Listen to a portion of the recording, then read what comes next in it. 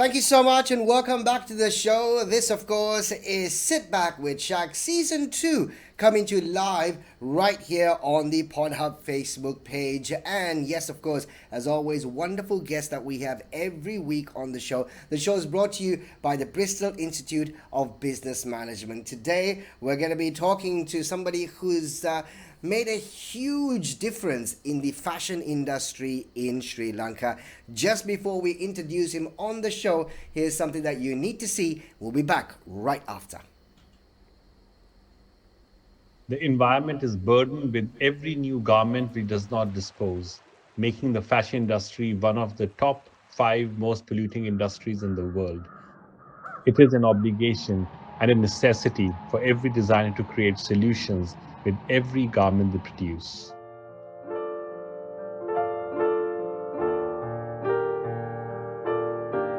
Every garment produced needs to be a solution for the environment. This means we need to create garments that dispose efficiently and repurpose the existing garment. Colombo Fashion Week and Responsible Fashion Movement has taken a great step to include a responsible scope in each of the garments you see on the runway. Every garment produced has a plan to repurpose and prolong its life. The Responsibility in Fashion program aims to include all designers on this journey through the Responsible Meter. Responsible meter is based on 3 aspects: environmental well-being, societal well-being, and organizational well-being. Each garment is scored based on the criteria of the responsible meter.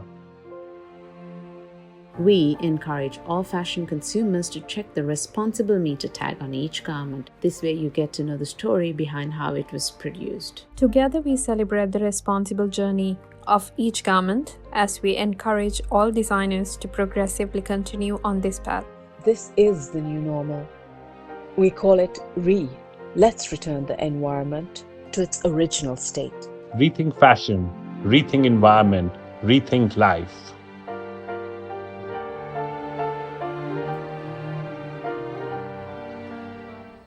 Talking about the Colombo Fashion Week, we just concluded last weekend, and we're going to be talking to, like I said, the father of Colombo Fashion Week, Ajai Singh, which of course is one of the 4 fashion shows actually staged in Asia. And just found out it's actually into its 17th year. And this year, there was a massive change. We're going to find out more details on what this change was. But right now, it's time for us to introduce Ajai Singh right here on the show. Hi, Ajay. How are you? Very good, Shaq. Very good. Good to be here. Good to talk to you. Good to talk to you. It's been a roller coaster couple of weeks, hasn't it, for you? But could I say that it's come to an end now? Well, yeah, roller coaster is an understatement. It was like everything was turned upside down. But yeah, it's settled down, and I would say that it was like an initial challenge, but it's a new normal. So now this is how we have to operate from now on. So I'm happy to say that we have stepped into the new normal, and now it will be like this, business as usual. Now, Ajay, congratulations, 17th year of the Colombo Fashion Week. It's just a huge show that you've obviously put together in the last couple of years or so. Let's take you back to the infancy of the show, okay? When did this spark come to you, and why? Well, the first show that took place was in 2003, and I started thinking about it in 2001, 2002, because nothing was happening in the fashion scene. It was, we had few designers, we had a lot of wedding designers, but there was no active, a supply chain of designers. So, and there was no ecosystem there as well. Means there were hardly any fashion schools. There were not enough fashion retail, and so it was like so. It was very uphill even at that time to see that can we do it. When I bounced the ideas with few people, everyone kind of shot it down. So I didn't have one person who said it could work. They said it could never work in Sri Lanka. Are you crazy? It'll never work here. So yeah, so we started as quite a uphill task in 2003, and by God's grace, we have come a long way. First 5-6 years, no one even knew or had heard of us. So it was like in hibernation mode. We had to work around it. Now the show obviously has grown in stature, has also grown in status year on year. It started off obviously showcasing local international designers, and now what we see are designers through your development system that you've obviously put together. Talk us through that a bit. Yeah, so what happens is, because Sri Lanka is not a very matured fashion market, means there are not enough designers coming out who are retailing. Like some of the countries around Sri Lanka, you have that system, and so there's always even when the young graduates come out of school, there's a huge gap for them to succeed. Most likely they'll fail because there's not a like an ecosystem like you'll find in Singapore, Malaysia, Indonesia, India. You don't have those ecosystems. When they come, there's issues with supply chain, issues with getting fabric, where to retail. So the retailers that we have are surplus stock retailers or international branded retailers. So where will you put your clothes in between? So we realized that in say 2008 or 9, 80% of designers that we would show would fail. Like it was a huge strike rate of failing. So we had to come up with a system where once they come out of school, and obviously the morale was going down. People did not want to go into fashion design because what's the future? We start and we spend money and nothing comes out of it. So we pretty much had to, as a contingency of sorts, create a hybrid model where once they come out of schools or their fashion schools, can we take them on for 6 months and take them through how the market environment in Sri Lanka works.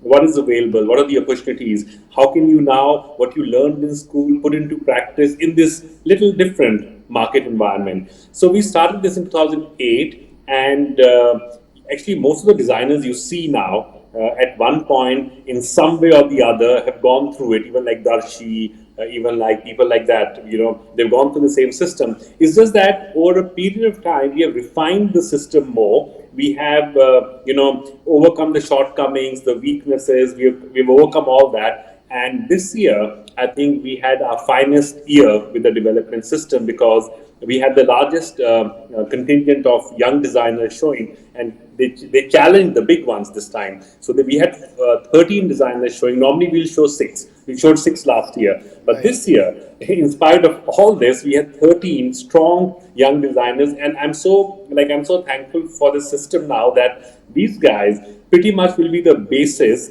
of the fashion industry probably from next year. They'll become household names by next year. So it gives us a lot of pride and satisfaction that we are able to take these young kids and we really want to make superstars, Shaq, in fashion industry, because every industry needs superstars. So then there's the aspiration for the younger ones to come up and go forth. We become the facilitators, like the backbone, like the supply system where they come, they immerse themselves in it. We kind of fine-tune them, refine them, shine them, and push them out. It's like a production line that you have for fashion designers.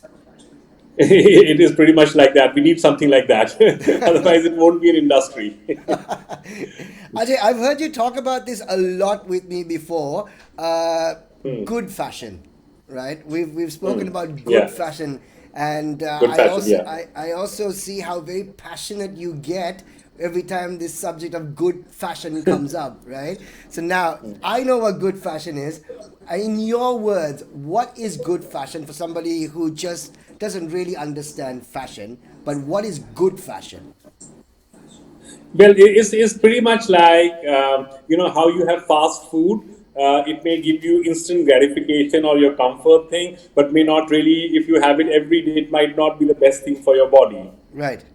So that's what a normal fashion is. Okay.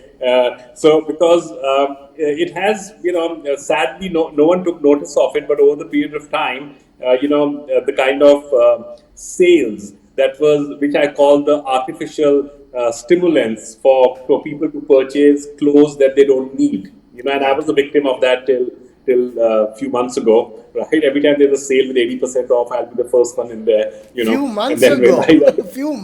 Yeah, that is. Yeah, even 4 months ago. Even like I'm saying, but obviously I've kind of stopped it. Conscious decision, because then I come back and I open my wardrobe and I realize that I really didn't need this because I have stuff from the last sale line here, right? Which I have not used.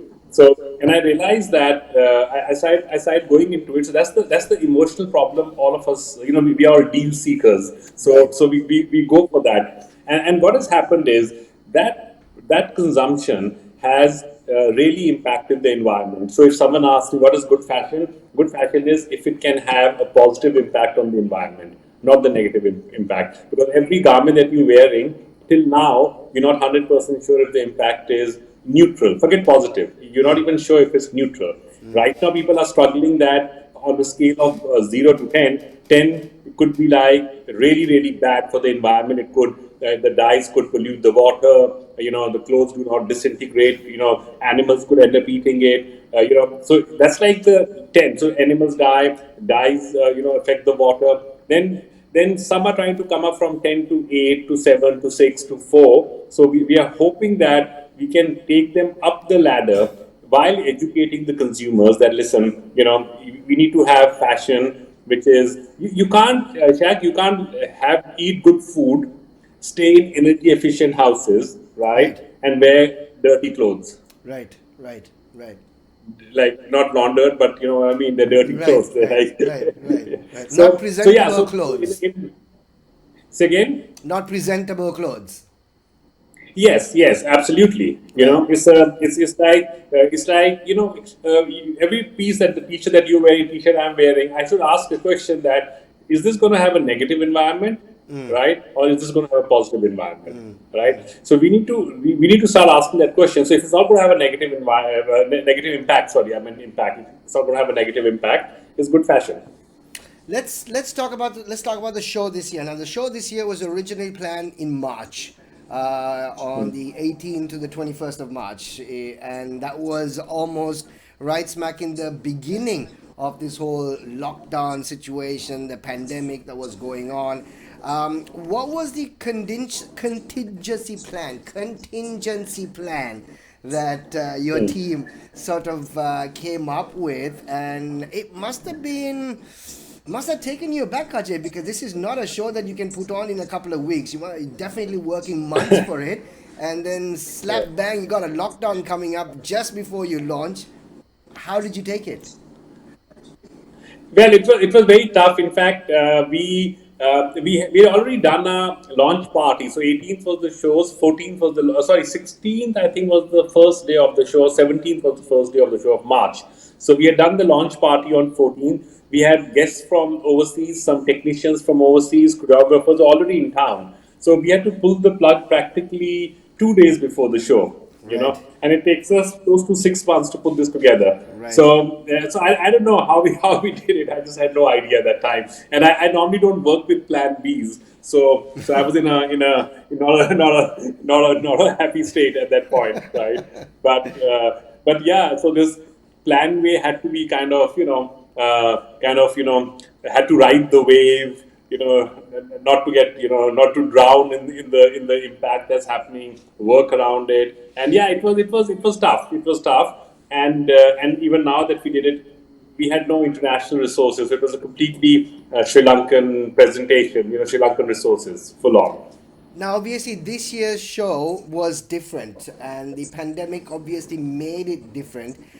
This is something that almost, I think, everybody in the fashion industry and everyone who obviously came to the show in the last weekend was talking about very highly, because in a situation like this, you and your team have pulled off another sterling show. Now, you do this every year. That's a different story.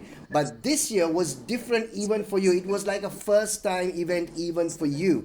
And what was the difference this year, and how challenging was it compared to the last couple of years, which really should be a breeze by now for you? Yeah, I mean, we do 2 shows a year is what we do. So what we're doing now is a March show, which we're doing in April, now in August, and what we do in August now got pushed back to November end. But like you said, it was absolutely different. We had to get our mindset in order. So I had to first sit with designers, because I had to tell them that what you were ready with in March sadly is not relevant now. Because people's thoughts on fashion have changed. people's, so it was, so Shaq, it was like a lockdown, not a physical lockdown. It was the lockdown of the mindsets. It was the lockdown of hearts. It was the lockdown of emotions. It was everything had around you had kind of shut down on you. The world was not a happy place. Yeah. So to me, that's a tougher ask for an industry which is completely emotion based. Right. So yes, fashion is always sold on emotions, never on rationale. So I had to first break open the mindset of my team and the designers, right? To say, look, we have to move forward. We have to live responsibly in an environment where there are challenges. So then they said, "Oh, who's going to come? How will it happen? You have the elections, you have this, you have that." I said, you have to have one motto in life, which I really drilled down there, that it only gets better. Right. It only gets better. However ever challenging it is, you'll have an opportunity to make it even better. Right. So I said, if you have say 300 people allowed in a hall and you have 10 protocols to do, right? Take it as a no. Don't take it as a compromise. Take it as, how can you have the spirit of excellence upon that, and how can you make it the top, because a lot of pressure is on us. Okay. Pressure in a way that a lot of eyes are on us in Sri Lanka and in the region, because we were the first fashion week, probably in Asia for sure, but we are the first fashion week to go out, I think, in the world after the post COVID. So everyone's watching, and we had given ourselves a really high definition live telecast. People were watching us in India. So a lot of things came to us. So we had to understand how people will consume fashion online, because fashion is very personal. People have to be there. So we had to think of formats to how do we present fashion, which will be overseas, or people who are seeing online. How do we get designers to make collections which is like a new normal of clothes, right? So we had to present like a new normal of fashion in a new normal of environment, right? And in a new normal of a presentation format. So we dropped the runways. So if people saw us online, we didn't have any runways. That was a first for us. So it was like so we realized that we need to bring, and we are in Sri Lanka, and it's good to always collaborate with creative. I really believe in collaboration of creative industries. So we got musicians together. we pulled off a mad one. I had this idea lying in bed. I was thinking, what if I get Ashok Ferry to do a book reading and provide music, and that could be the music for the catwalk? And my team said, "Are you mad? It's not going to work." Even Ashok, when I called Ashok, even he was not sure it's going to work. But we started the fashion week with Ashok Ferry doing a reading, right? And as you would have it spiritually, his whole poetry, his whole prose was on eternity.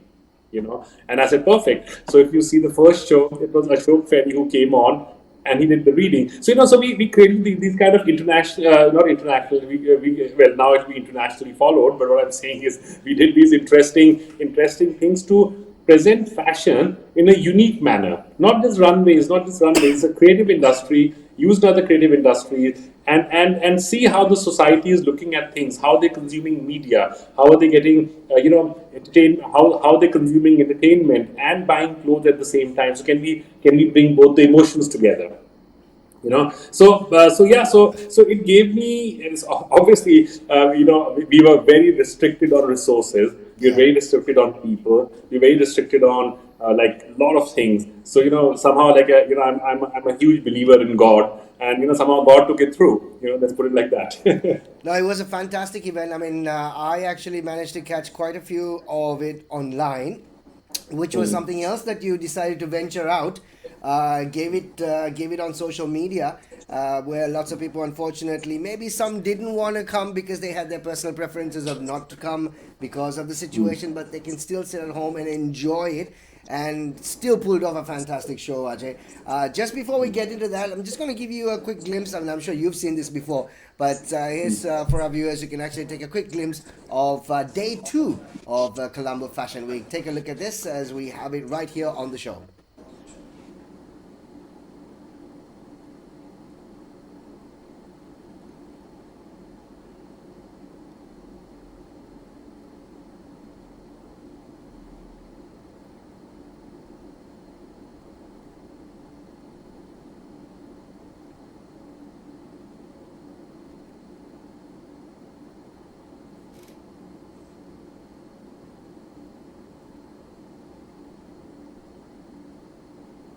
we're obviously running through the images. I mean, it looks spectacular.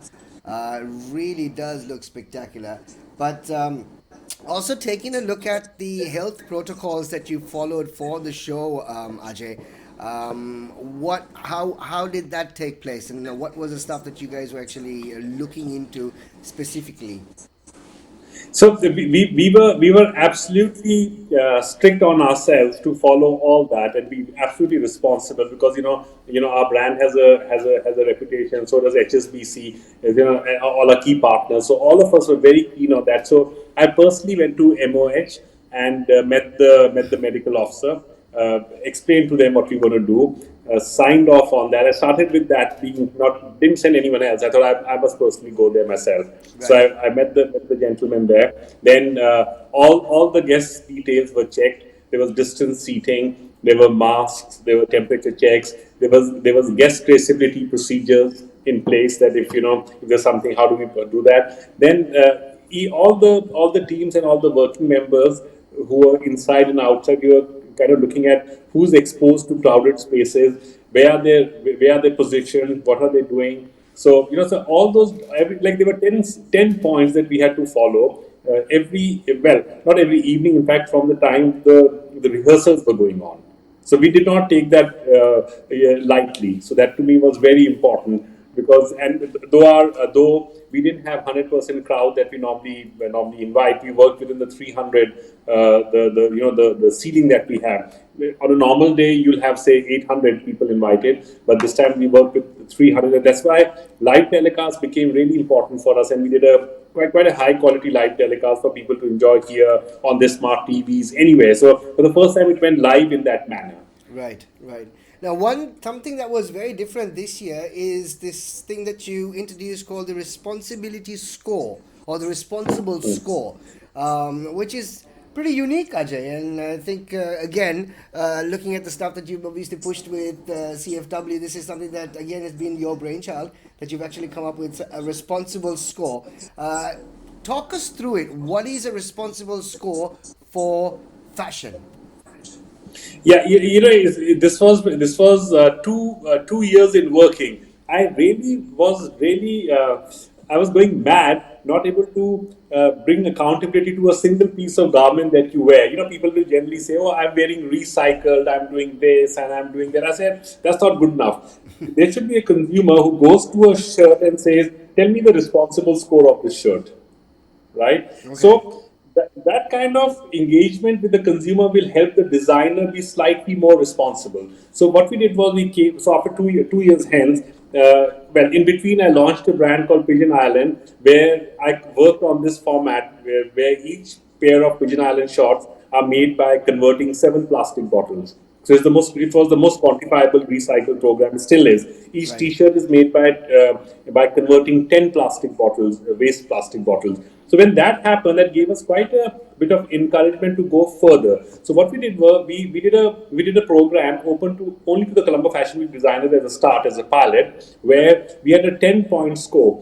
5 of those scoring points were based on societal well-being, like how the workers, how happy they are, and when we came out with the interesting score called the happy score, like how happy and motivated are they to come to work.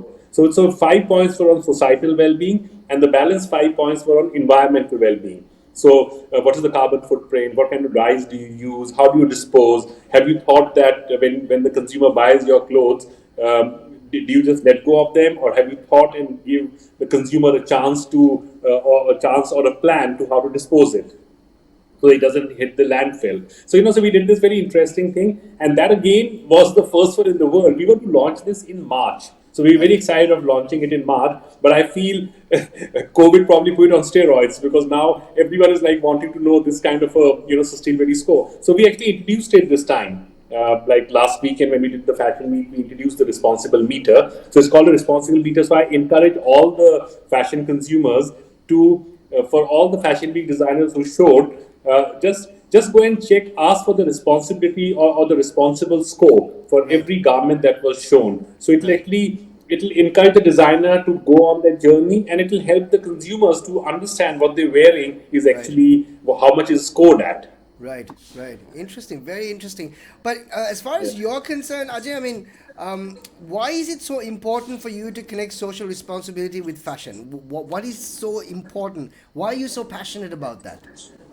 Because the way it's going, fashion has become such a huge business, and it Right, will always be an integral part of every human being. So it's like, food, clothing, shelter. You'll always need clothing. right, Okay, so clothing is a big business, like food and like shelter. right. Okay, so it's like a trillion. It's going. I think we'll be touching $1 trillion. Quite soon. So now half. So lot of Wall Street. Okay, let's not use Wall Street. Lot of stock market. lot of the big people have got hold of fashion brands. So they are Right. driving sales in such a manner that even if you look at their rivers in China, which are running blue purely because the denim dyes in them, Right, right, right? right, They, they, right, they, uh, they, they are pretty horrific story. I think one of the clips that you put there were from one of those. They're pretty horrific stories. So right. fashion is not a clean industry. It's one of the top 5 polluting industries in the world at the moment. It was Right. it was it was the second most polluting after oil a few Okay. years ago, which Wow. oil is inherently, polluting, right? Right, And right, fashion that you put on your body was the second most. To me, that's right, like alarming, and people don't even know that. But now, because of these various things people are doing around the world, it has come down to like five. So right, I'm hoping it will come down to further down. But right. and for that, consumers have to play a very important role. Consumers need to ask questions when they go to a store. Please, it's a message to everyone who's watching you or watching us. They need to go and check how was it produced, where was it produced. Only when you start asking questions will it get better. Interesting. Wait, I know you're rushing for another engagement, Ajay. So there's so much that we can actually talk, and every time we catch up, we obviously have a long conversation. But need to let you go. But before we do let you go, this is something we do with our guests every time on the show. We got the final five. We have something called the final five. Could be five very interesting or uncomfortable questions for you. That's not a problem. But we just want you to make sure that you answer it as truthfully as you possibly can. This is the fun bit of the show. Let's find out. Here's your first question. Let's see what it is. If you didn't get into the fashion world, Ajay, what would you have been doing right now? We're playing professional football in Italy. Yeah, the first question I said answer truthfully. That was absolutely truthfully. I wanted to be a professional footballer when I was growing up. And in Italy of all places. Okay. Yeah, it was crazy. Yeah, but yeah, that was my main dream, not Okay. not fashion. All right. Here we go. Question number two. What is the one thing that ticks you off with what is the one thing that ticks you off the most with designers? Well, the fame hits their head very soon, and the pride builds up, and then the teachability finishes, and they never learn after that. It just ticks me off. The moment they show at the fashion week the first time, the heads become very big, and Right. then the whole exercise is to bring it back to the normal space. Okay. All right. Question number three for you. If you could go back and tell yourself one thing before beginning your career, what would it be? Tell myself. Yeah, tell yourself one thing. I mean, I suppose this is through the years of experience. One day you're like, oh my God, I should have actually told myself this one at the beginning of my career. Things would have changed right now for you. It would have been easier. What would it be? If I could make better business plans and not creative plans. Yeah, I know that. I know that. I know what we're talking about. I'm too driven by the emotions and of creativity, and business takes a back seat, and then the resources get a little limited. So Yeah. yeah, so I wish I had unlimited resources, So you or need at to least think like you that. you need to you need to find the balance between creativity and logistics. Absolutely, Right. absolutely. And right now it's called completely lopsided. I know exactly where you are, Jay. Don't worry about it. I've been there so many times. Here we go. Question number four for you on the show. What has been the best design in the last 5 to 10 years to come out of Sri Lanka? Well, the work that has happened with batik,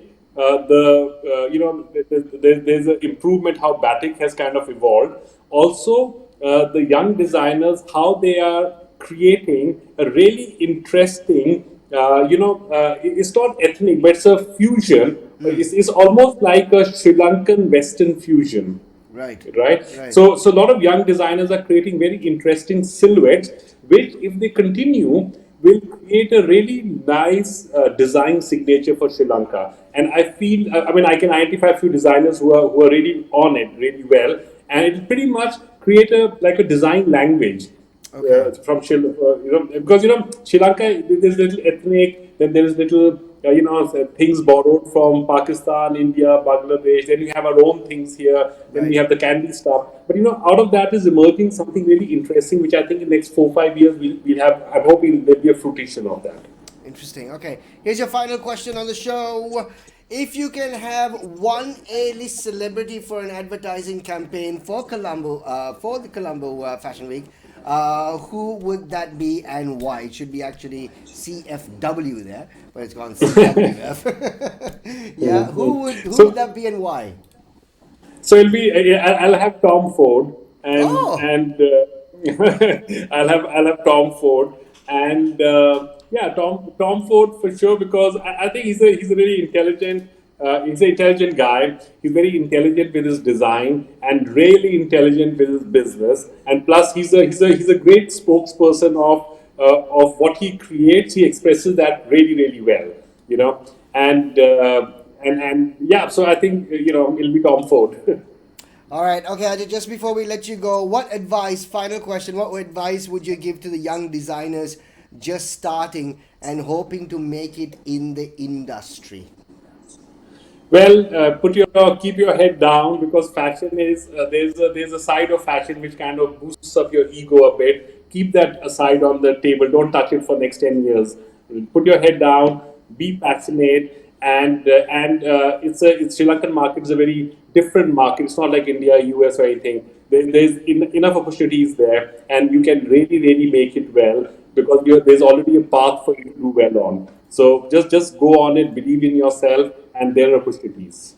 Wonderful. Firstly, Ajay, thank you so much for accepting our invitation to come on the show. And I think there is the overdue coffee between the both of us, which we will definitely get on to very soon. Which we will get on to soon. But thank you so much once again. Congratulations on a fantastic weekend of Colombo Fashion Week. Well done. Great effort by you and the team pulling off the show in a situation like this. We are hoping to catch up with you soon as we move on. But I know there's so many questions that we still have to ask, but I'm sure you have to be somewhere else right now. It's a busy week for you. But thank you once again, and let's catch up soon, and we'll talk soon. Yep, we can do a part 2 of this soon. We should. Thanks, Ajay. Have a good night. Thank you. Thanks for having me. Thank you. Good luck. Bye. See you. Bye-bye. There you go. Ajai Singh, of course, right here, the founder and the managing director of Colombo Fashion Week, talking to us on the success of Colombo Fashion Week, which just concluded in the weekend that just went by. And what a fantastic performance it was. What a fantastic event it turned out to be. And it really is no mean feat to pulling off an event of that stature, of that nature, working with so many designers, working with so many models, coordinating choreography. Oh man, it must have been absolutely crazy. But the thing is, he's done it for the last 17 years. That's Ajay for you, right here on Sit Back with Shaq. It's time for us to take a break. We'll be back. And I told you earlier on, we've got an absolute legend on the show. And we're going to talk about a story behind a song that is actually written for his daughter. We'll be back right after this.